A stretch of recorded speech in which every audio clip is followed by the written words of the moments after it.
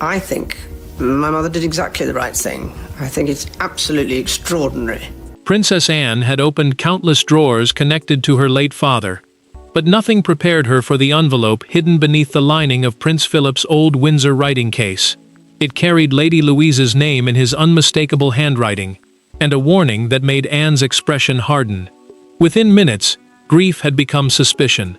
By nightfall, she was demanding a private meeting with Camilla, convinced that Philip's final wish had been deliberately obstructed.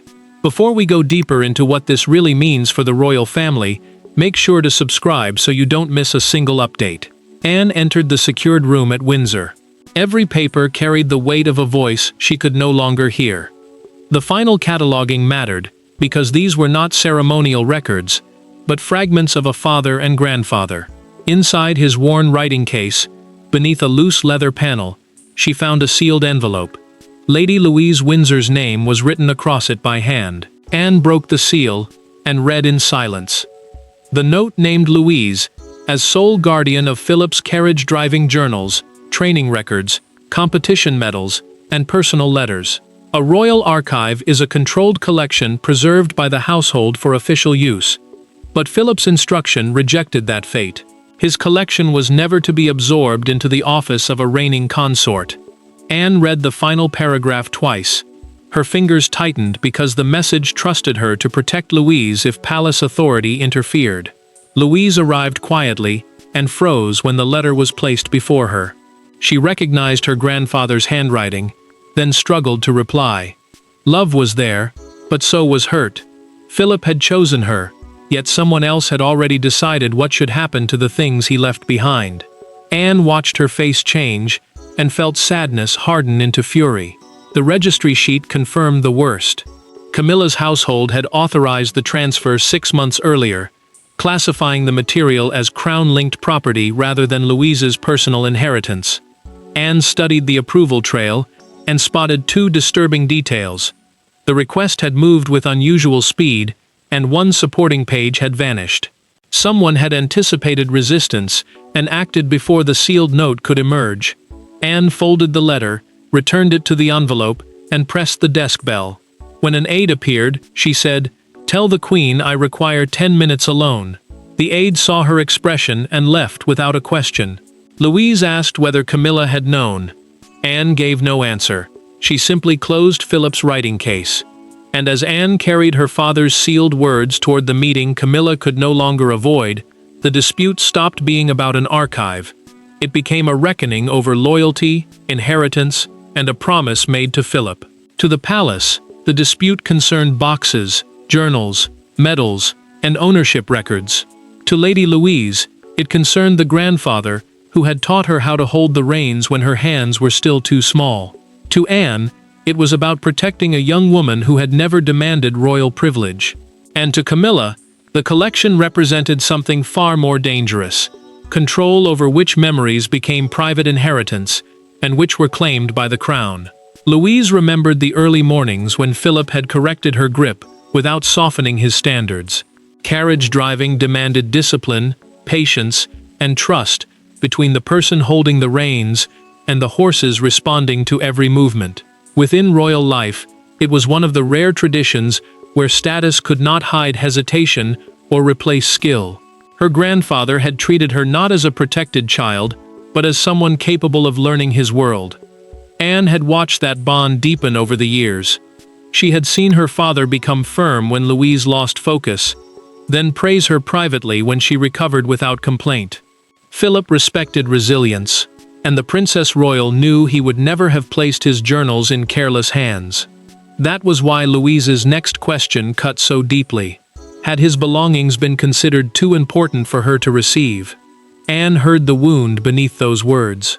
She told Louise that the decision had never been sentimental charity. Philip had chosen her because she understood the labor behind the medals, the failures hidden behind the victories, and the humility required to continue when no audience was watching. Louise lowered her eyes, comforted by the answer but still shaken that the palace had acted without asking her. Camilla's interest had begun when advisors proposed a national exhibition celebrating royal sporting traditions. The Queen's office, meaning the staff and authority working directly under the consort would have controlled the presentation. Philip's handwritten journals were meant to become its emotional center, placing her household at the heart of a prestigious royal event. The sealed note threatened everything.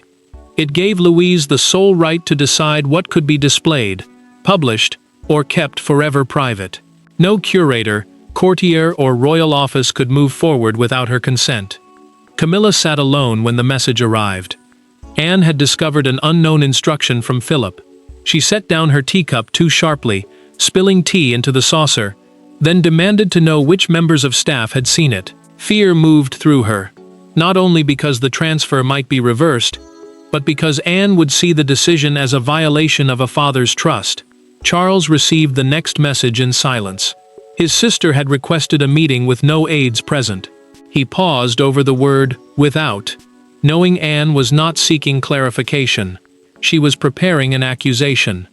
But before Anne could place Philip's note in front of Camilla, she needed to understand how a private family inheritance had crossed into royal control.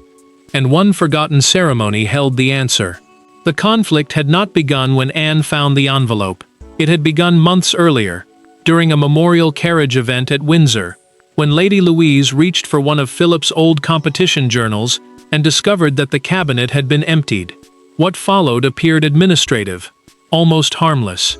Yet one conversation beside the royal muse had set everything in motion, and convinced Camilla's household that Philip's legacy could be claimed before Louise understood what she was losing. Louise had visited the collection several times after Philip's death, always with permission and always quietly. His carriage-driving materials remained near Windsor under a provisional family arrangement, meaning they were being stored temporarily until the relatives decided who would receive them. Mourning had delayed that decision. Official duties had delayed it further. For her, those visits mattered because every handwritten correction and faded note restored something the silence of loss had taken away. The memorial event became the point of no return.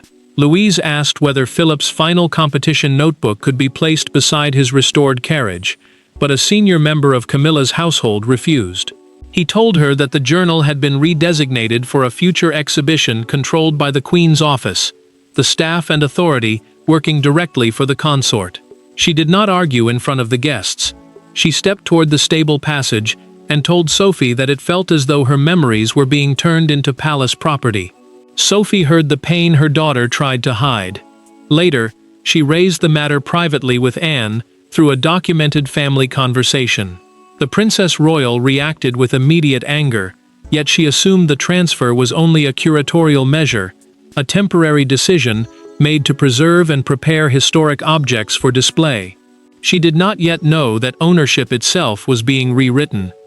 Camilla had spoken to the collection director during that same event.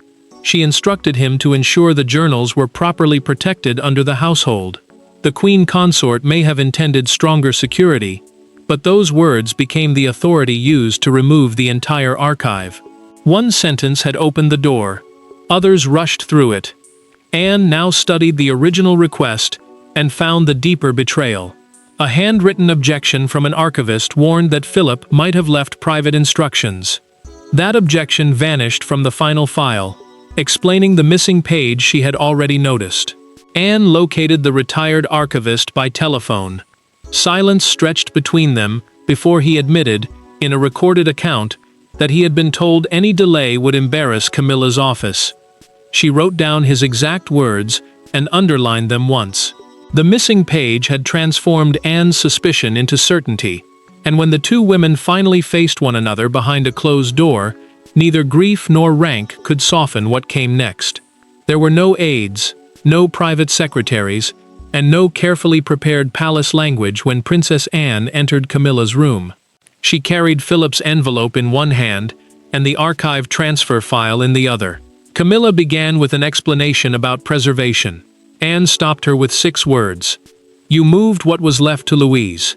Then she placed the sealed note on the table, and the balance of power inside the room changed instantly. Camilla held Anne's gaze and insisted that the transfer had protected fragile papers that could not remain under an uncertain family arrangement. Professional royal supervision, she argued, meant trained staff would preserve, catalog, and secure important material for future generations. The queen consort had expected anger, but she believed the planned exhibition proved her motives were responsible rather than selfish. Anne knew that argument was incomplete. She had already seen the proposal, the archivist's missing objection, and the carefully chosen words used to place the collection under palace control. Camilla said she had never intended to deprive Louise of her grandfather's possessions. She argued that materials tied to royal history could not be distributed through emotional attachment alone. Anne's expression hardened. Philip's wishes were not sentiment, she replied. They were written instructions. The Princess Royal accused her of treating Louise's quiet nature as permission to make a decision without her, knowing the young woman was unlikely to challenge senior authority publicly. Anne pushed the letter across the table. She asked Camilla to read the sentence forbidding interference from the office of a reigning consort, the staff and authority operating directly for the monarch's spouse. Camilla read it silently, placed the page down, and answered that Philip could not have anticipated the modern demands placed upon the monarchy. Anne did not move. Her father had anticipated something more basic, that power might mistake access for ownership. Camilla finally admitted, through that private recorded conversation, that she knew an archivist had raised concerns about possible instructions. She had approved the transfer because no document had appeared at the time. Anne opened the second file and revealed that the objection page had later vanished. The Queen denied ordering its removal, and for the first time, uncertainty entered her voice. Someone within her household may have gone further than she commanded to protect the exhibition. Camilla pushed her chair back. "Are you accusing me of stealing from Louise?" she demanded. Anne remained seated. "I am accusing you of deciding that she would never fight back." Camilla warned that reversing the transfer required Charles's authorization. Anne gathered both files and replied that the king would see them before evening. The confrontation had exposed Camilla's decision, but only Charles possessed the authority to undo it, and his choice would reveal whether family loyalty still carried weight inside the machinery of the crown. King Charles had spent years learning that every family dispute became more dangerous once it reached his desk. Yet the two documents before him left no room for comfortable neutrality. One carried his father's handwriting, the other carried the authority of Camilla's household. Anne stood opposite him, silent and unyielding, while Camilla waited elsewhere in the palace. Whatever Charles signed next would wound someone he loved. Charles understood that the collection could not simply be returned through a verbal instruction. Its transfer had already been entered into the Central Royal Registry, the official record used by the household to track ownership and control of important royal property. Only the monarch could reverse that designation. The decision mattered because overruling Camilla might weaken her authority, while ignoring Philip's written wish could destroy the trust Anne and Louise still placed in him. Anne broke the silence first. She told her brother that their father's wishes should not require negotiation. The Princess Royal did not raise her voice, but disappointment sat beneath every word. Charles heard the accusation she never spoke aloud. Philip had made his choice clearly, yet his own son was still calculating the cost of honoring it. The king asked for time. His sister replied that someone had already used time to take the collection from Louise. Camilla entered only after Anne had left. She argued that she had acted to protect the archive, not seize it, and admitted she should have consulted Louise before approving the transfer. The queen consort feared an immediate reversal would humiliate her household and make every future instruction appear vulnerable. Charles listened, but he also heard what was missing. Regret had come only after the sealed note appeared. Charles remained alone when both women were gone. He read Philip's final instruction once more, traced the signature with his thumb, and placed the page down without speaking. For a moment, he was not the monarch balancing offices and reputations. He was a son being told exactly what his father expected him to do. A legal advisor confirmed through a documented palace opinion that the note carried the force of a private testamentary instruction, a written direction explaining how personally owned belongings should be passed on. Philip had never gifted the materials to the crown. The planned exhibition agreement was also unsigned. Charles could restore everything to Louise without breaking a contract, but only before the following morning. Charles lifted his pen, hesitated, then summoned his private secretary.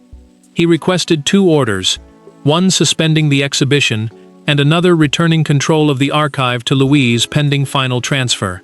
Before signing, he asked for the name of whoever removed the archivist's objection. Charles's pen was finally moving, but the order that protected Louise would send a shock through Camilla's household, and the first person to feel it would be Camilla herself. The envelope delivered to Camilla the next morning contained no anger and no public rebuke. Its language was formal, measured, and devastating. The exhibition was suspended. Philip's collection would be returned to Lady Louise. Every document connected to the transfer would be reviewed. Camilla read the order once, dismissed the aide who brought it, and remained seated as the door closed, alone with the knowledge that Charles had chosen his father's words over her authority. Camilla understood what the signed order meant before anyone explained it. Every journal, medal, photograph, and private letter connected to Philip's carriage-driving archive was frozen in place. Cataloging stopped. Exhibition planning ended. A royal order was a direct written command issued under the monarch's authority, and no member of the household could ignore it. The collection director received immediate instructions to return everything to its original Windsor storage room, where Louise would supervise the handover herself. The Queen Consort felt the humiliation before the consequences fully arrived. Within her household, the reversal would be read as proof that Anne could challenge her decisions and win. Yet anger could not silence another memory. Camilla saw Louise again at the memorial event, standing quietly after being refused access to the notebook. She had mistaken that silence for acceptance. Now she understood it had concealed humiliation. Camilla removed her glasses and folded Charles's order with deliberate care. She asked her secretary to cancel the exhibition meeting scheduled for that afternoon. Her voice remained steady until she reached the word, "cancel." Then it broke, briefly but unmistakably. The secretary paused, and she repeated the instruction without looking up. The internal review delivered its first answer before midday. Camilla's deputy private secretary had authorized the removal of the archivist's handwritten objection because the unresolved warning might delay the project. A deputy private secretary is a senior aide trusted to manage decisions and paperwork for a royal office. She had never ordered the page removed, but her demand for speed had created the pressure that made someone beneath her believe the rules could be bent. Camilla summoned the deputy and placed the incomplete file between them. She asked why the objection had vanished. He called it an administrative correction, claiming the note lacked proof and threatened unnecessary delay. The Queen's expression hardened. She told him to leave his security pass on the desk and depart the office immediately. He tried to speak again. She stopped him. Before the day ended, Camilla took out a sheet of personal stationery and wrote directly to Louise. She requested a private meeting, with no Charles, no Anne, and no palace official present. This time, there would be no household standing between them. The order had restored Louise's inheritance, but documents alone could not repair the wound, and the next meeting would test whether Camilla was prepared to surrender something harder than authority: her pride. Lady Louise entered the room expecting an explanation shaped by advisors. Instead, she found Camilla alone beside a small table, with Philip's copied note resting between them. There were no secretaries nearby, and no statement waiting for approval. Camilla did not ask Louise to understand the pressures of royal duty. She began with an admission: "I made a decision about your memories without asking what they meant to you." Louise had agreed to come only after Anne assured her that she could leave whenever she wished, and owed no one forgiveness. That promise mattered, because the young royal had spent days being spoken about by offices, lawyers, and household staff, rather than being heard as Philip's granddaughter. Camilla had also stripped away the usual protection of rank. She ordered her staff to remain outside, and brought no legal papers, prepared statement, or advisor into the conversation. Louise chose her words carefully. She explained that the deepest injury had never been losing access to journals or medals. It was the suggestion that her relationship with Philip mattered less than the palace's desire for a successful exhibition. Her grandfather had trusted her with a private part of himself, yet the household had treated that bond as something it could catalog, control, and display without her consent. Camilla listened without interrupting. She admitted that she had viewed the archive through duty, public value, and preservation. The queen consort had convinced herself that protecting royal history justified speed. Now she understood that preservation could become cruelty when the person carrying that history was ignored. Louise heard regret in her voice, but one question still stood between them. Louise asked whether Camilla would have acted the same way if Philip's note had been addressed to Anne or Charles. Silence followed. Then she answered yes to the truth Louise already knew. She would have acted differently.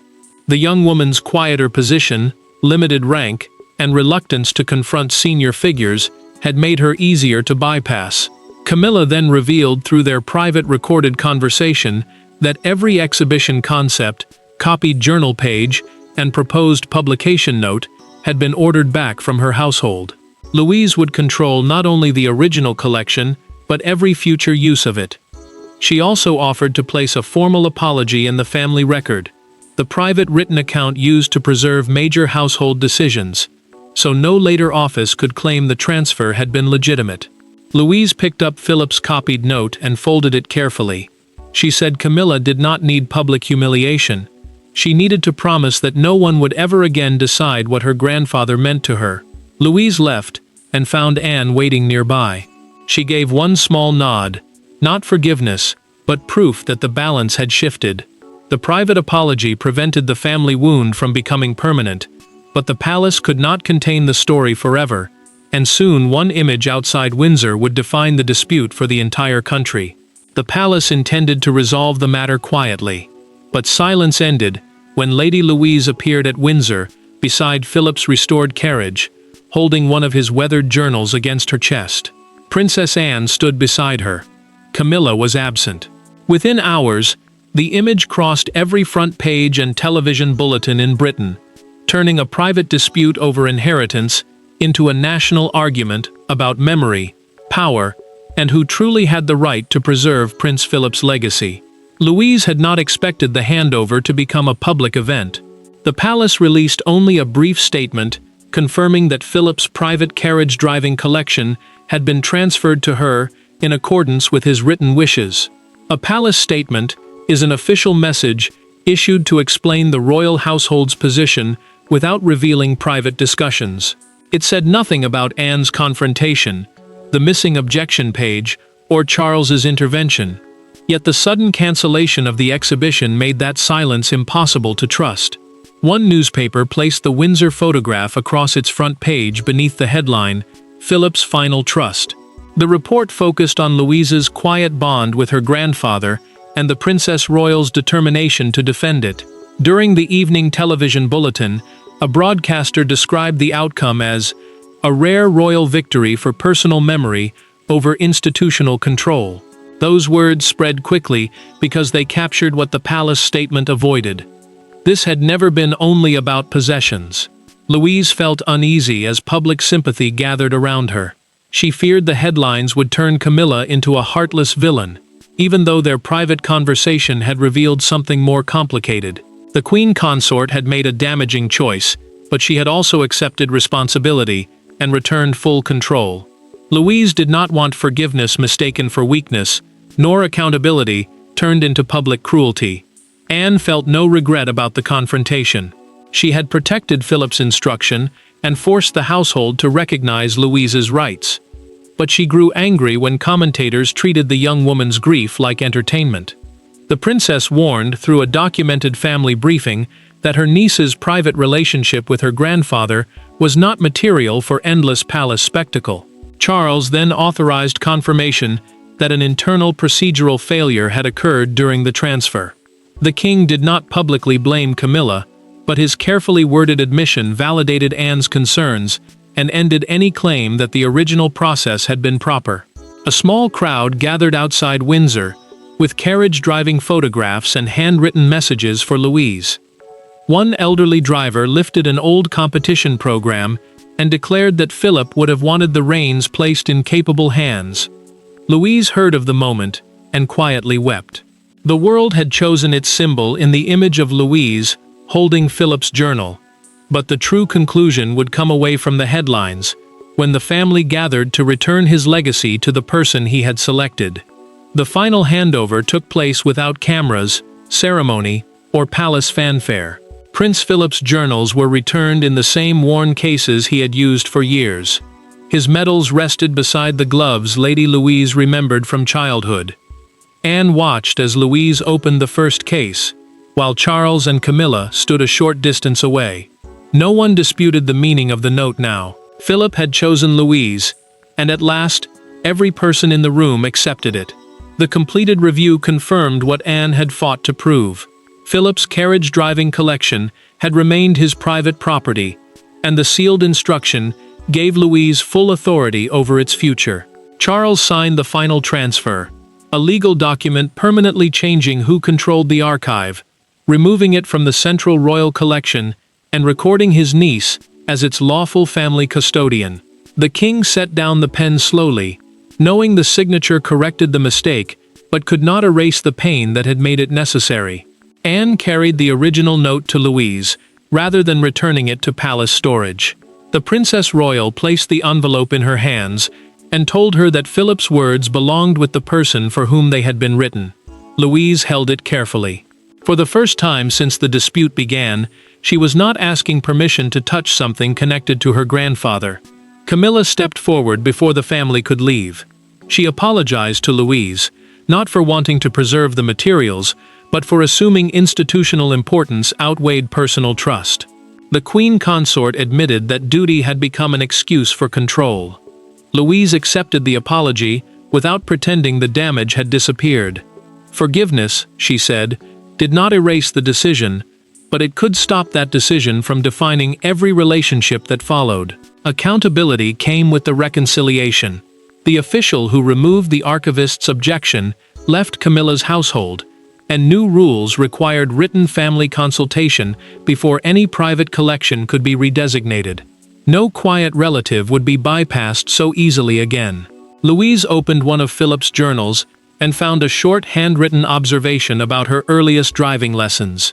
He had praised her patience and predicted that she would one day understand the reins better than those who tried to hold them for her.